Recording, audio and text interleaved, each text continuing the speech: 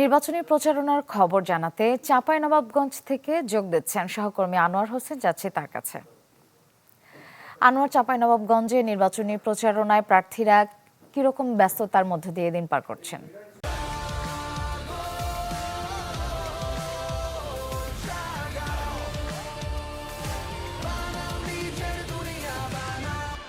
হ্যাঁ, শ্রেয়া, ভোটের প্রচারণা আপনি জানেন, আর আজ এবং আগামীকাল এই 2 দিন প্রার্থীরা ভোটের প্রচারণা চালাতে পারবেন। সেই হিসাবে বলা যায় 2 দিন মাত্র প্রচারণার সময় আছে এবং শেষ মুহূর্তের এই প্রচারণায় চাঁপাইনবাবগঞ্জের সব জায়গায় এখন ভোটের উত্তাপ। শহরের অলিগলি থেকে প্রত্যন্ত গ্রামগঞ্জ সবখানেই এখন আলোচনা, নির্বাচনে কে জিতবেন, কে হাসবেন শেষ হাসি।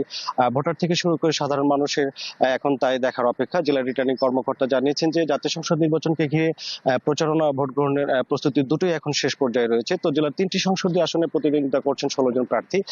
এরই মধ্যে ভোট গ্রহণের জন্য প্রস্তুত করা হয়েছে 515টি ভোট কেন্দ্র। আর জেলার মোট ভোটার সংখ্যা 14,29,660 জন। তো শেষ মুহূর্তে প্রার্থীদের বিরামহীন প্রচারণায় এখন উৎসব মুখর পরিবেশ বিরাজ করছে জেলা জুড়ে। জেলার 3টি সংসদীয় আসনে মূল প্রতিদ্বন্দ্বিতা হচ্ছে মূলত জামাত এবং বিএনপির মধ্যে। জামাতের প্রচারণায় আমরা যেটি লক্ষ্য করেছি যে সুষ্ঠু নিরপেক্ষ নির্বাচন, সুশাসন এবং ন্যায় বিচারের পাশাপাশি এলাকার উন্নয়ন এবং প্রধান যে মৌলিক সমস্যাগুলো রয়েছে সেগুলোর সমাধান, পাশাপাশি তারা নৈতিক রাজনীতির উপর জোর দিচ্ছেন।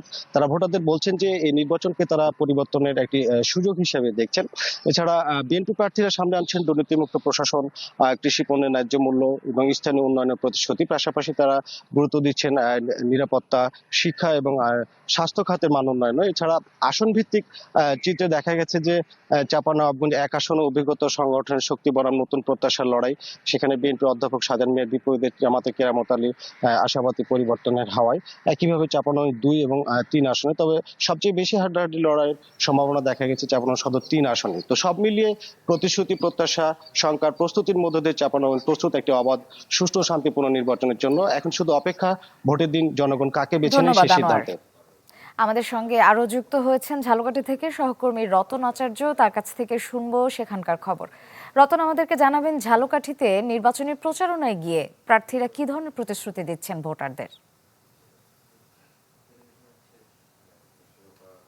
রয়েছে ঝালকাঠি 1 এবং ঝালকাঠি 2, এই দুটি সংসদীয় আসনে মোট 18 জন প্রার্থী কিন্তু প্রতিদ্বন্দ্বিতা করছে। এর মধ্যে জামায়াত, বিএনপি, স্বতন্ত্র প্রার্থী সহ অন্যান্য যে প্রার্থীরা রয়েছে সেই প্রার্থীরা প্রতিদ্বন্দ্বিতা করছে। তবে মূলত যে প্রতিদ্বন্দ্বিতা হবে সেটা জামায়াত এবং বিএনপির মধ্যে হওয়ার সম্ভাবনা রয়েছে।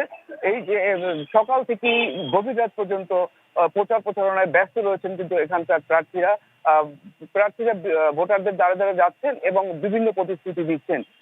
শিক্ষা, স্বাস্থ্য, তারপরে ঝালকাঠির যে নদী ভাঙন সেগুলো রোধ করা সহ বিভিন্ন রকমের প্রতিশ্রুতি দিচ্ছেন এবং ভোটাররাও কিন্তু তাদের যে চাহিদা, সেই চাহিদাগুলো তারা চাচ্ছেন এই ভোটারদের, প্রার্থীদের কাছে। তবে প্রার্থীরা বলছেন যে আগামী জাতীয় সংসদ নির্বাচনে তারা মানে জয়ী হলে তারা এই ঝালকাঠির উন্নয়ন করবে।